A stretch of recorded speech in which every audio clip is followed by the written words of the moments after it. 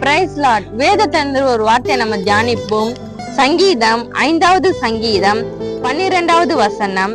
கர்த்தாவே, நீர் நீதிமானை ஆசீர்வதித்து காருண்யம் என்னும் கேடகத்தினால் அவனை சூழ்ந்து கொள்ளுவீர். ஆமாங்க, கர்த்தர் நீதிமானதாங்க ஆசீர்வதிப்பாரு. இந்த உலகத்துல பாவங்கள் பெருகிடுச்சு. இந்த பாவம் செய்யறவர்களை ஏசப்பா ஆசீர்வதிப்பாரா? கர்த்தர் ஆசீர்வதிப்பாரா? இல்லங்க, நீதிமானை மட்டும் தான். ஏன்னா ஏசப்பாவும் நீதிமானா இருந்தாரு, உத்தமனா இருந்தாரு. அதே போல நம்மளும் நம்ம நீதிமானா இருந்தோம்னா கர்த்தர் நம்மளை ஆசீர்வதிப்பாருங்க. அவரோட காருண்யம் கேடகத்தினால நம்மள சூழ்ந்து கொள்வாருங்க. கேடகம்னா போருக்கு வரும்போது நம்ம மேல அம்பு படக்கூடாதுன்னுட்டு அந்த கேடகத்தை போட்டு வருவாங்க. அதே மாதிரி நம்மளையும் நம்மள பாதுகாப்பாரு. அந்த கேடகத்தை போல நம்மள பாதுகாப்பாருங்க ஏசப்பா.